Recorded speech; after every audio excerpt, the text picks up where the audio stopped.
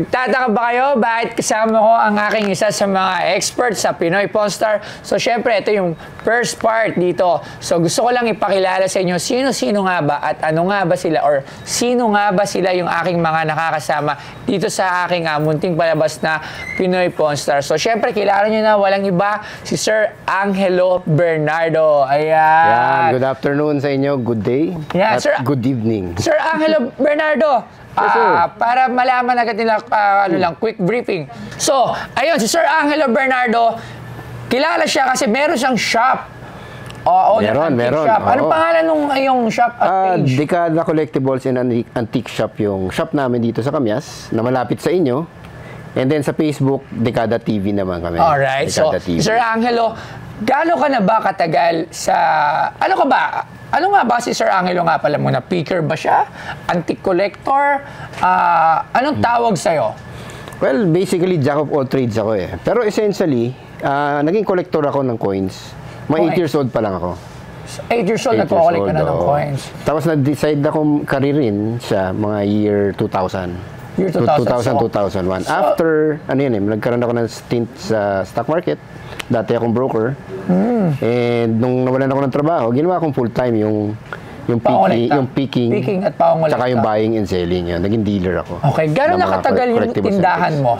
Yung tindahan dyan is 4 years old. Magpa-5 years old. Tapos, pero may tindahan pa ako bago yan, noong 2013. Sa Kamyas din. Kamyas din, malapit din lang sa area. Kung naaalala nyo, nagpunta ako sa tindahan niya, nagsimula pa lang si Pinoy Pawn Star, no? Parang mga ilang buwan pa lang ata, no? At na-amaze ako kasi nga, konti lang yung laman ng tindahan ko noon. Tapos sabi ko, gusto ko maging ganito yung laman ng tindahan ko. Ang dami niyang mga libro, mga lumang items. Meron pa ako, natanda mo yung camera, na gusto ko. Magkano yung nagulat ako sa price? Sabi ko, magkano? 50 yung, 40 siya. 40,000. Pero nabenta ko siya na 50. Oo, babalikan ko dapat yun, pero nawala na. Okay, kasi, kaya ako nga pala ito ginagawa, itong interview na ito, para makilala dito sa Pinoy Pawn Star, sino nga ba sila at ano nga ba yung ginagawa nila sa araw-araw. So, katulad nga ng nasabi ni Sir Angelo, since 8 years old,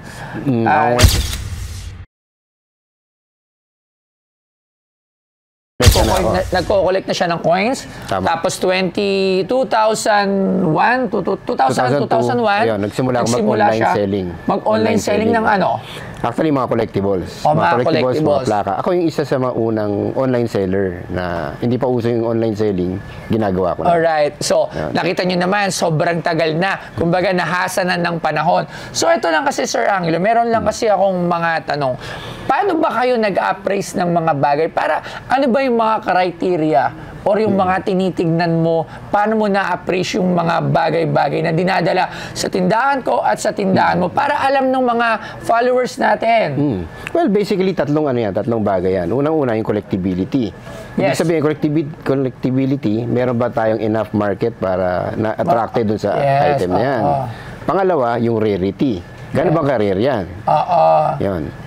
Baka maganda sa'yo, pero million naman yung supply. Wala rin. So, hindi natin pwedeng presyo na mataas yan. And then, yung condition. Yes, siyempre, doon tayo sa condition. So, pwedeng parehong item yan, tapos sobrang laki ng diferensya ng isang item na puro yung condition doon sa uncirculated condition. Alright. So, depende yan. Kasi, kung ikaw... Ang daming basehan. Kung ikaw, bibili ka doon sa palengke, yung manggang maganda-ganda is medyo mataas yung presyo. Oo, yung manggang medyo lamog-lamog na, ano na lang yan. Mababa na. Minsan per kilo na lang yan. So, diba? Yun yung mga tinitignan mong criteria para mag-appraise ng isang gamit or isang binibenta ng isang seller.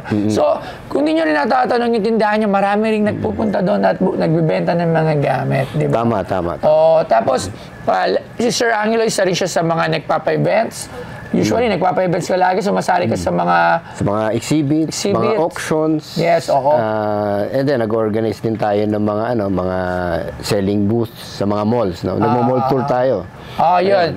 Nagmo-mall tour siya last time nga lang. Di ba, nandun ako, kasama mo ako doon sa show mo. So, nag-guest ako doon sa show nila sa Ali Mall. So, lagi siyang active sa mga ganun at kilala rin siya.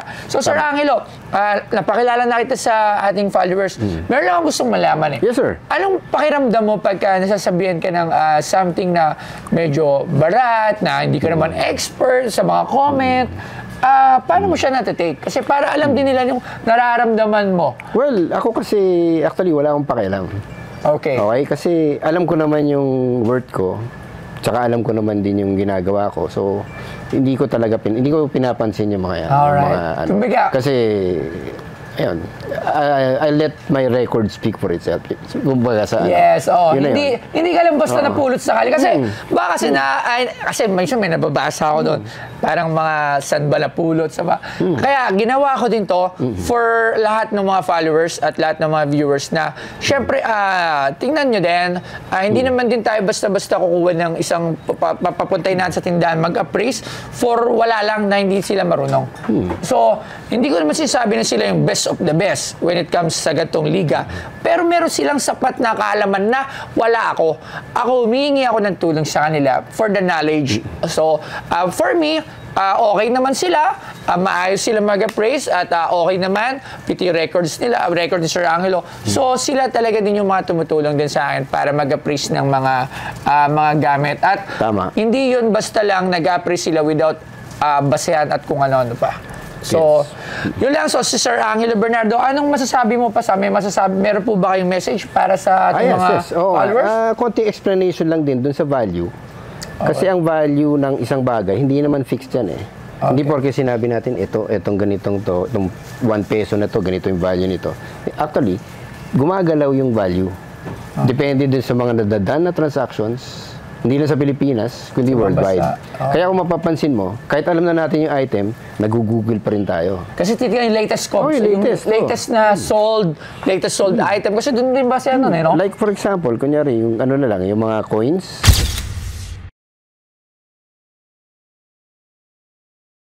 Ano siya eh, tinitingnan mo palagi yung silver tsaka gold, gold value eh. Kasi yan, every minute nagbabago yan. Yun. Lalo na kung mga common yung mga coins, di ba? So, minsan binibili mo lang ng ganung gold value. And then, dapat updated ka dun sa value. Okay? And yung appraising as a service, hindi lang din ako nagba-buy and sell. Actually, nag-appraise din talaga ako. Kasama dun sa skill set ko yan. Sa katunayan nga, consultant ako dun sa isang reputable na auction house. Bilang isang numismatist. Ako yung numismatic consultant. So, any coins, medals, paper money na pumapasok sa kanila, pinapakita muna sa akin bago nila i-approve for auction. Alright. So, yun. Ayan, pinapakilala ko sa inyo si Sir Angelo Bernardo. Ayan, Sir, maraming salamat. Maraming salamat palagi sa pagtulong dito sa Pinoy Pawn Stores. So, alright. Maraming salamat din sa... Invite mo na lang sila sa kung saan ka ba nila matatagpuan, paano ko nila marireach. Okay. Yan, pwede mo sila invite. Okay, maraming salamat din, Jason, din sa pagkuha mo sa akin bilang iyong expert at na-appreciate ko rin siya. Na-appreciate ko actually yung publicity. And actually, to be honest, lumakas din yung tindahan, lumakas din yung shop kasi meron din mga naging interesadong collector sa akin at meron din interesadong seller. Siguro yung mga hindi niyo binibili, pupunta sa akin. Ganon.